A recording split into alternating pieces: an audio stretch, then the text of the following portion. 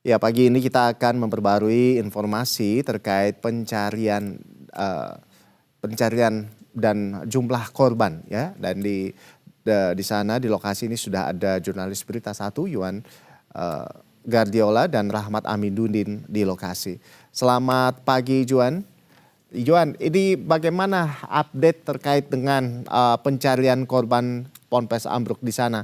Update soal pencarian dan kondisi korban terkini ini apakah ada temuan baru dari sini? Silakan, Juan.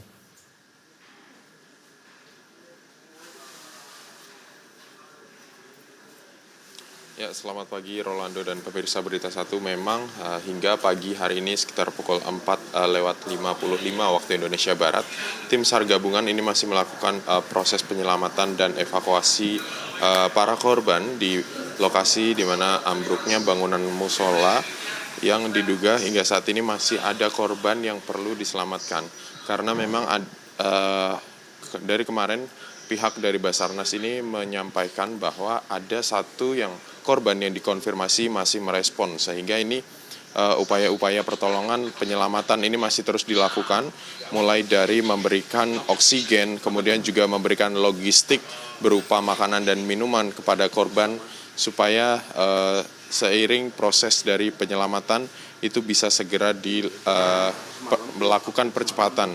Dan sementara itu hingga saat ini jumlah korban yang telah berhasil dievakuasi ini ada sebanyak 100 orang, yang sebelumnya dikatakan ada 102 orang namun sudah direvisi karena adanya kesalahan pendataan, sehingga hingga saat ini ada 100 orang, di 97 diantaranya dinyatakan selamat dan 3 diantaranya dinyatakan meninggal dunia.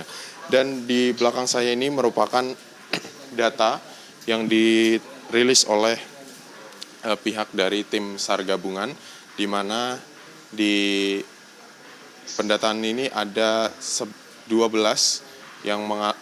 maksud kami ada 9 korban yang mengalami luka berat dan 3 korban dinyatakan meninggal dunia. Sementara untuk korban yang selamat ini ada 88 yang dibagi di beberapa rumah sakit, mulai dari RSI Siti Hajar, kemudian ada RSUD Notopuro Sidoarjo, dan juga ada RS Sheila Medica, serta RS Delta Surya.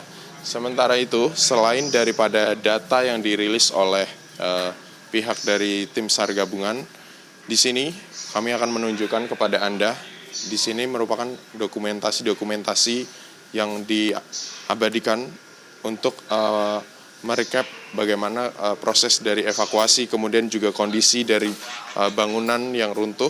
Di sini kami melihat ada beberapa tokoh ataupun pejabat yang turut sempat meninjau langsung kondisi dari reruntuhan, mulai dari Gubernur Jawa Timur Khofifah, dan juga ada Wakil Gubernur Jawa Timur maksud kami Emil Dardak.